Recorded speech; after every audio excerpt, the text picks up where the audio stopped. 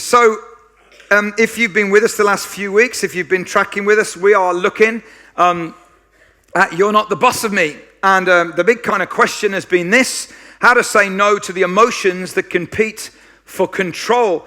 And how many of you know we've looked at various emotions over the last few weeks? What emotions have we looked at? A little bit of audience participation. Envy, anger, and guilt. We've looked at guilt, envy, and anger. And we've looked at these emotions, and what we've been saying over the last few weeks is that the stuff inside of us, and what life does is that life kind of causes the stuff on the inside of us to come out of us, but it doesn't determine what comes out of us. What determines what comes out of us is what's already in us. And we had that big sweet jar, do you remember? And we said no matter how many times you shake it up, there's Skittles in it, so Skittles are coming out of it, okay? Because what's in you comes out of you. And we look at this teaching of Jesus, and Jesus says what comes out of you is what defiles you. And that word defile is a religious word. It literally means it puts you at odds with God. And it puts you at odds with God because when it puts you at odds with people, then that puts you at odds with God because God loves people. And out of the heart, out of the heart where our emotions are, come our thoughts. And our emotions, when they become the boss of us, that causes all kinds of damage on the outside of us. And so we've looked at what does envy do, and we've looked at what does guilt do, and we've looked at what does anger do when they're the boss of you. So this week we're going to look at this emotion, fear. How many of you have ever let fear be the boss of you? We all have. We all have. And many of you know that I love to travel and travel a lot. Last year was my probably biggest travel year ever. And so I was on lots and lots of planes. And I love traveling. I hate flying. That might come as a shock to some of you. I hate the whole process of flying. I have a whole fear of dying from 38,000 feet, if I'm really totally honest with you. But I just hate the whole height thing, and I hate the whole experience of flying, but I love traveling. And so I'll be heading out a week on Friday, and we'll be going to India with a team here from the church. But I just hate that whole process of actually flying. And a few years ago, I was on a plane with Lee, the worship leader here, and we were sat at the back of a plane heading towards Singapore. And as we went over the Bay of Bengal, now I know that statistically, turbulence doesn't bring down planes. It doesn't bring down planes. But when you are in a flight and the turbulence is wild, it doesn't matter what you know in here, something goes on in here. And we were on this flight, and the turbulence was so bad and for so long. And honestly, it was awful. The thing was, we sat at the back of the plane. Everyone else was fast asleep. Me and Lee were reading through the book of Psalms. Okay, we were writing letters to our kids that they would read in the future. We were texting our wives, one each, wife, that one, okay? Yeah, just clarify that. But fear had become the boss of us. And other people, they don't seem to be afraid of what you're afraid of sometimes. But you see, it's a very personal thing, isn't it? Sometimes fear just grips you, it gets a hold of you, and then it becomes the boss of you. And that's what we're going to look at this morning together. Now, Max Lucado, let me just, before I get that, this is the thing. They say that the average child these days has the same levels of anxiety and fear as the average psychiatric patient of the 1950s. That's frightening, isn't it? And so fear, and I know there's lots of shades of it, there's fear, there's worry, there's anxiety, there's all kinds of stuff going on there. It actually can grip us and it can shape us. And we have a generation of children and young people who are affected by that as well. Now, I'm not talking predominantly this morning about anxiety and about mental health. I'm talking about the ordinary kind of fear that you and I have, whatever the age that we're at. And Max Lucado, in his book Fearless, he says it like this: fear never wrote a symphony or a poem, negotiated a peace treaty or cured a disease. Fear never pulled a family out of poverty, never saved a marriage or a business. Fear herds us into a prison and slams the door. It's a powerful quote, isn't it? And when we let fear become the boss of us, that's what happens. There's no good outcome when we let fear become the boss of us like this. But fear does have a positive side. There is an upside to the whole process of fear. You see, here's the thing, I want you to think about this phrase now. Fear is the byproduct of our ability to accumulate knowledge and project into the future. Sounds a bit deep, but basically this. we wouldn't have fear if we as human beings didn't have this ability to accumulate knowledge and to think and anticipate and plan and dream and imagine. And so because we have this ability, we say phrases like this: I can't wait. And so our kids say, I can't wait for Christmas. Some of you already are counting down days for Christmas. You need help. And possibly therapy as well, okay? But some of us would say, I can't wait. There's only 300 more sleeps till Christmas or whatever it is. But the reality is, we have that ability as human beings. But the downside of that is this: what if? Because we can anticipate, because we can plan, because we can imagine, because we can dream, we also have this what if. So what if I never get married? What if the marriage doesn't last? What if I don't have kids? What if I do have kids and something happens to the kid? What if I lose my job? What if this happens? What if they let me down? What if I get this disease? What if? And it becomes like a rotisserie chicken, going over and over and over in the oven. That's when we let fear become the boss of us, when what if happens. But here's the thought that I think the Bible wants to teach us. Fear may fill our world, but it doesn't have to fill our hearts. Fear is one of those realities that we're all going to have, but it doesn't have to fill our hearts until it overwhelms us and it becomes the boss of us. Now, the Bible has loads to say about fear. 365 times, it in the Bible, it says things like, do not be afraid or don't fear. 125 times in the New Testament alone. And often Jesus says these words. He says, fear not, which is really helpful when you're afraid, isn't it? Not. Because when you're in the middle of fear, it's one of the most annoying things that someone else says, oh, don't fear. Because when they don't fear, that's all right, because they don't fear the fear. They don't feel the fear, but you do. So again, several years ago, I was leading a skiing holiday with another guy, and he was the worship leader, and I was the speaker, and we were on one of these ski lifts. And again, I hate heights, hate them. And we're on this ski lift, and it's fine, and we're going up over this, right on the top of this mountain, coming down really high above the floor, and the ski lift stopped. And it had broken. And we were just swaying in the wind like that. And we were literally there for a couple of hours, okay? And as we were, at the moment it was okay. But my friend had no fear. And he thought it'd be a great idea to see how much we could make the whole thing swing.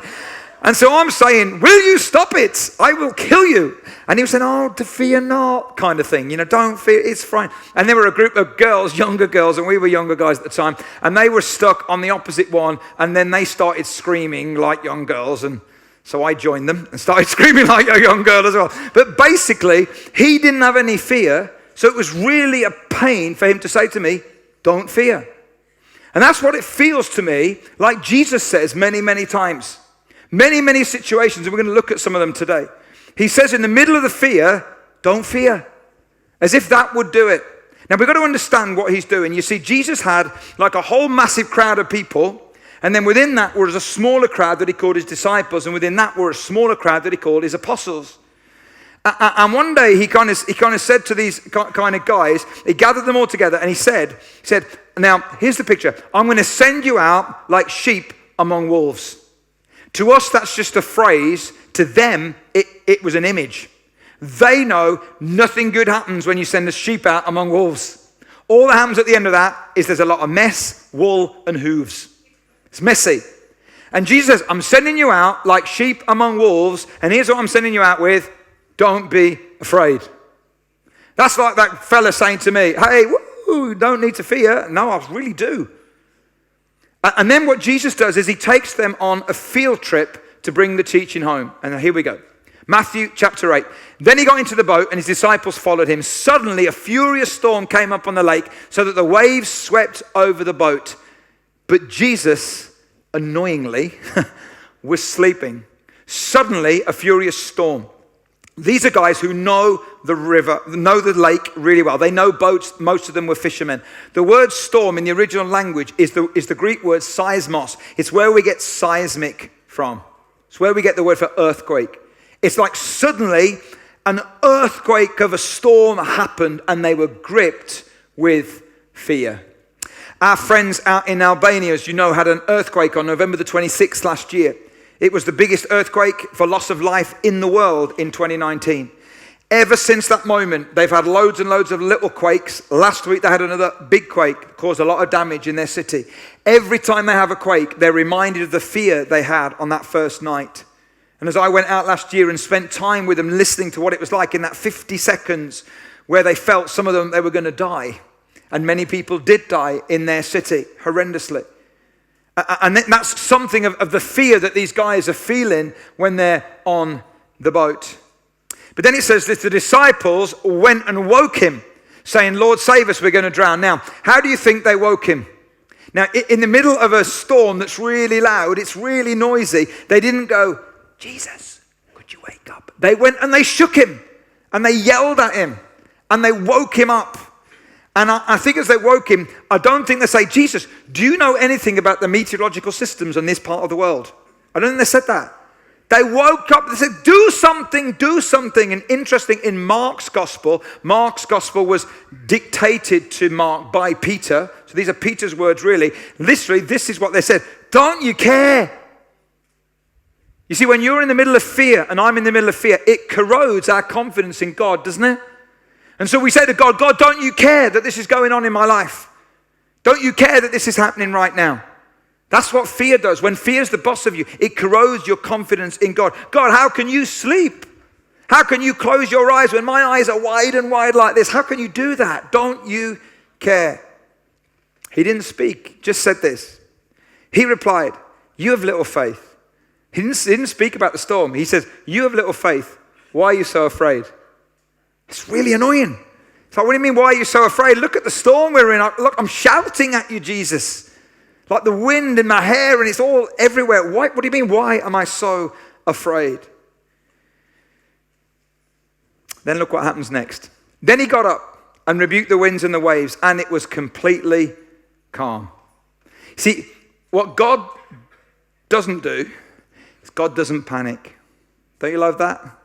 You do. I do. We do. God doesn't. God didn't panic. God just got up and did his thing. And you see, what happens for us is that when fear becomes the boss of us, when we lose control, so what we do is we often reach for something that gives us the illusion of control. So when you and I are in fear, and fear is the boss of us, we'll reach for the bottle, we'll reach for the pills, we'll reach for the fridge, we'll reach for the shopping, we'll reach for the internet, we'll reach for the porn, we'll reach for the clothes, we'll reach for something that will help us feel that we're in control. But what Jesus did is he didn't panic. He just got up and he spoke, and the storm stopped. And then this is what happens. This is amazing. The men were amazed and asked, what kind of man is this? Even the winds and the waves obey him.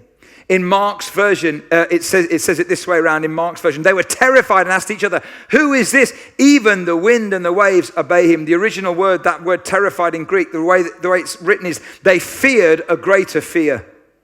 Isn't that amazing? So when Jesus got up and put the storm down, they were like, whoa, we were fearful of the storm, but now you, Jesus, you are the one who can overwhelm the thing that's overwhelming us. And they feared a greater fear. I think that's amazing. It's a little bit, for a fleeting moment, their confidence in Jesus overwhelmed their fear. That's our prayer for you guys today. And maybe for a fleeting moment today, that your confidence in Jesus would overwhelm your fear that seems to be the boss of you. Problem is, it doesn't last, does it? So we go on in Matthew 10:28, where Jesus says this, don't be afraid of those who kill the body, but cannot kill the soul. And he says, you're frightened of the wrong things. Don't you remember the boat? There's more to you than meets the eye. And then he goes on and says this, rather be afraid of the one who can destroy both soul and body in hell. You see, sometimes he says, guys, you're afraid of the wrong things. You're afraid of the things on the surface and the body things and the things that can kill your body. And that's a big deal, but there's a bigger deal than that. There's more to you than meets the eye. And then he brings it into land, and this is beautiful. Are not 2 sparrows sold for a penny? Yet not one of them will fall to the ground outside your Father's care. And even the very hairs of your head are all numbered. So don't be afraid. You are worth more than many sparrows. Now, we don't understand the context of this. When sparrows sold for a penny, In the temple system, Abigail mentioned that this morning, in the temple system, you had a penny and you bought 2 sparrows and you went and you sacrificed them, and that was all part of the getting right with God, okay? That was their system. A little bit of Bible trivia, okay? In Luke's version, it says that 5 sparrows were sold for 2 pennies. And I read those 2 things years ago and I thought, that sounds a bit odd. 1 sparrow sold, 1 penny for 2 sparrows. I'm getting myself confused here. 5 sparrows, 2 pennies. And then I did some research, and what happens is that 2 sparrows are sold for a penny. So if you got 5, they threw 1 in for free. So Luke records it like this. Listen, even the free sparrow that's a freebie, when it drops to the ground, God knows it's dropped.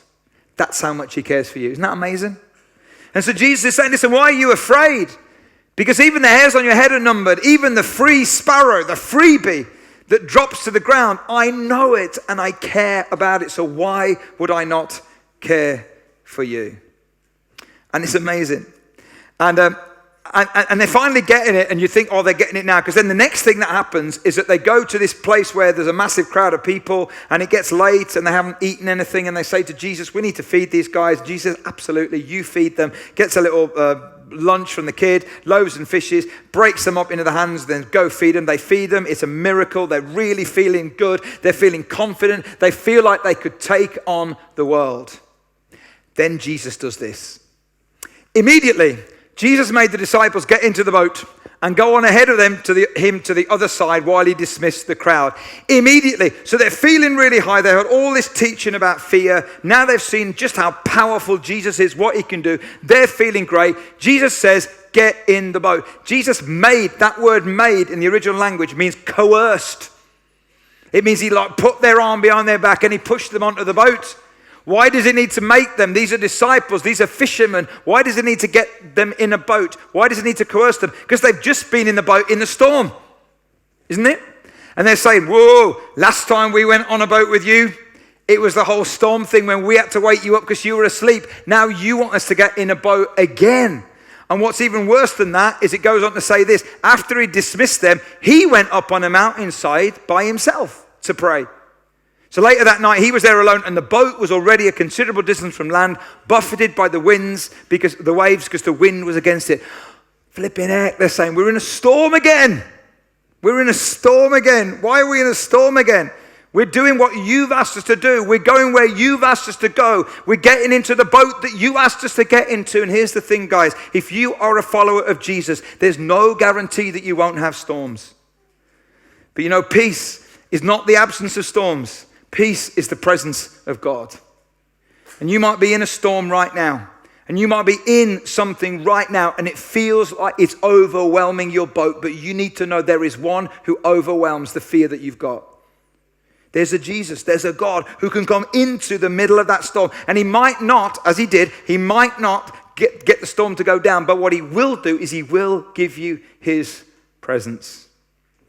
And what I think is amazing about this is when we go on and read what happened. Shortly before dawn, Jesus went out to them. So they've been in it all night long. And again, Jesus is not just doing magic tricks. Jesus is teaching them. Jesus is showing them some stuff. Shortly before dawn, Jesus went out to them walking on the lake. When the disciples saw him walking on the lake, they were terrified. It's a ghost, they said. They cried out in fear. But Jesus immediately said to them, take courage, it is I. And then what did he say? Don't be afraid. Again. It's like, you're not getting it, are you? Don't be afraid. And it's so interesting. And many of you know that after this bit, then Peter walks on the water, and that's amazing. Then he takes his eyes off Jesus and he falls, and Jesus lifts him up and puts him back in the boat. And they tell these stories. Now, little time out. If you're not a follower of Jesus, okay, maybe if you're watching or you're listening and you're not a Jesus follower and you're thinking, it's all bonkers. You know, we don't believe Jesus or Peter walked on the water because the Bible tells us that. We don't believe that. We believe that he walked on the water because Matthew tells us that. And Matthew was there. Because John tells us and John was there. Because Mark tells us and Peter dictated his story to Mark and Peter was there. They were eyewitnesses in the Bible. That's why we believe it. It's not just because a book says it. It's because there were eyewitnesses that said it. And here's the amazing thing. Literary and historical critics have this thing called this. They call it the criteria of embarrassment. In other words, when you're writing down a story about certain people in history and you want it to stand the test of time, okay? If there's embarrassing, you don't make up embarrassing things about people. You don't make up embarrassing things about the heroes. It makes them look stupid. So if there is embarrassing stuff in there, the chances are it's likely to be true. And when Peter said, hey, I'd love you to say, Mark, that, I walked on the water and it was all great and whatever. And then I kind of, I surfed back in and it was all cool, but actually I fell down and I got wet. And if they put that in, because that's actually what happened. The criteria of embarrassment. The fact that they're there is evidence that it's true. And Jesus is saying, guys, there is no need to fear because I am here. But they still didn't get it. They still didn't get it. In that moment, they thought it was amazing. They feared a greater fear, but then they began to forget it. And then they get to that moment where they're just coming up to what we've talked about this morning, the crucifixion. And they'd already had this, that Jesus had given them these three big ideas, that he'd given them a new covenant, a new movement, and a new command. And they were all locked and loaded and ready to go. But then on that day when he was arrested and they all denied him, or they hid, or they fled, and they ran away in fear. You see, what had happened in that moment of the crucifixion is like a great big X had been crossed through it all, and it was all over. You see, what really was the pivotal moment for the disciples, it wasn't the bit in the storm. It wasn't the bit on the lake there. It wasn't the bit with the feeding of the 5,000. All that was important. What changed the game for the disciples when it came to fear was the morning they looked into an empty tomb. It was the moment when they met the risen Jesus. And they wow, if this guy who predicts and pulls off his own death and resurrection, if he is here and he's alive and he is risen, why do we need to fear? And their hope totally and their fear changed in that moment. You see, for you and I, the resurrection may be something we talk about at Easter. For these guys, the resurrection was a daily reality. And it changed, literally changed everything. And here it is. They feared not, fear not, changed the world. And what changed the world for those early disciples, yes, of course, the coming of the Holy Spirit, but it was the way that the resurrection produced within them a sense that if Jesus can rise from the dead, why am I afraid of this? And actually, when I know his presence in my life, even though I've got something to be afraid of, I don't need to fear. I don't need to fear. Amazing. They willingly changed the world. They willingly faced down their fear. All the disciples, the apostles, apart from John, all died for the reality of the person that they said that they'd see, including the brother of Jesus. As we said last week, if your brother can convince you that he's the savior of the world, there's got to be something in that. And here's the amazing thing. In the 2nd century, a guy called Gallienus, Claudius Gallienus, was a Roman doctor. And the thing is about Roman doctors is in the Roman world, it was illegal for you to do autopsies. It was illegal for you to look at dead bodies. Once the body had died, it was done, which is why medical science took so long to kind of get that curve of development. But what happened in the 2nd century was guys like Claudius Gallienus, doctors, would stay on the side of the arena and they'd wait till someone was about to die. And then when they're about to die, they'd rush in and they'd have a little look at the body, it's horrible, just as they're about to die, to try and gain knowledge. And many of those people that died in the arena were Christians. And this is what he said, not a follower of Jesus, okay? This is what he said. For fearlessness of death and hereafter is something we witness in them, that's Christians, every day. Isn't that amazing? Here's someone who's not a follower of Jesus saying, when we looked at these guys and girls, they didn't have any fear. Why? Because they met the resurrected Jesus. So fear not, Jesus said, because I'm bigger than your fear. Fear not, Jesus said, because I will be with you in the middle of your storm. Fear not, said Jesus, because I have overcome the biggest thing you need to be afraid of, which is death itself. So, what do we do? What do we do? Is fear the boss of you? What can you do? Let me give you 2 practical things before we finish. Number 1, don't feed it.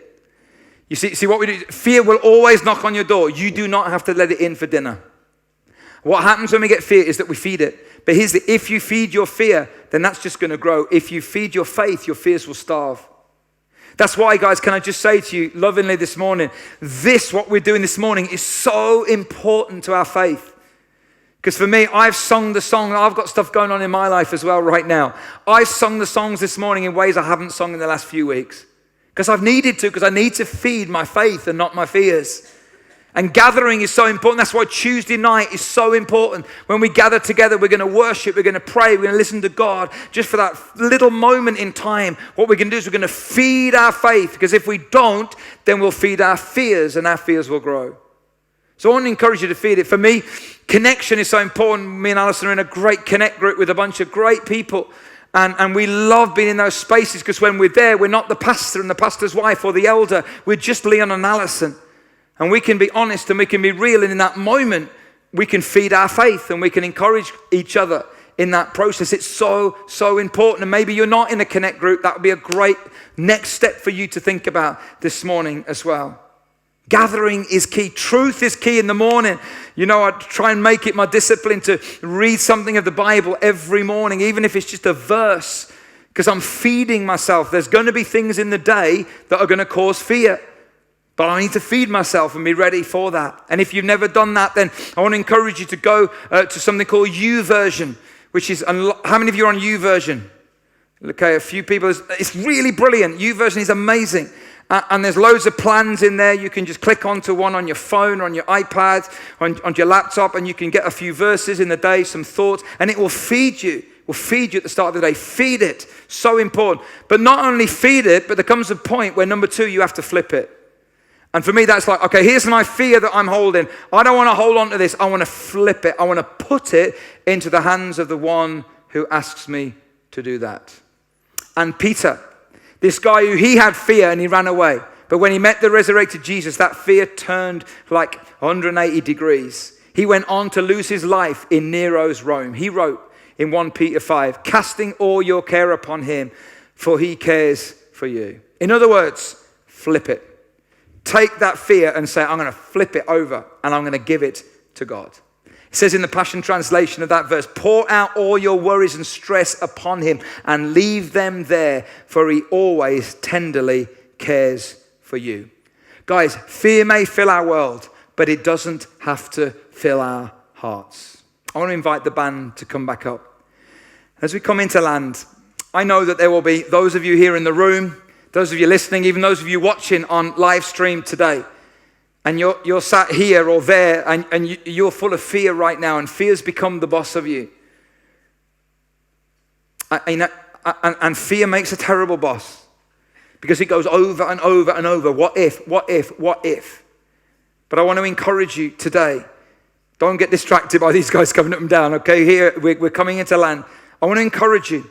When you let that go on and on and on, eventually something falls over. And often what falls over is your faith and your confidence and your peace.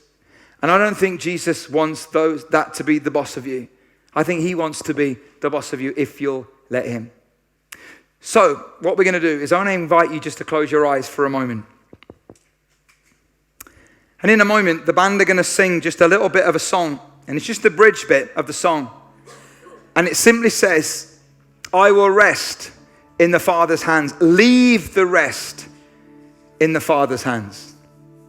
I will rest in the Father's hands. It's like I'm going to flip this now. I'm not going to hold on to this fear. I'm going to rest in your hands. I'm going to leave all that. I'm going to leave all the what ifs.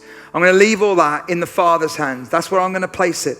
I'm going to cast all my care, all my anxiety, all my fear onto him. For he cares for me. Even the free sparrow, he knows when it falls. Of course, he knows what's going on in my world right now. And I'm believing, and we're believing and praying that as many of us do that today, that the presence of Jesus, for a moment, is going to overwhelm that fear. And what threatens to overwhelm you will be overwhelmed by the presence of Jesus. So if that's you this morning, as the guys begin to sing, I want you just to stand right where you are. And as you stand, then we want to pray for you this morning. So if that's you and you know that fear has become the boss of you in an area of your life, but you don't want it to be the boss of you anymore, then I want to invite you to stand as the guys begin to sing.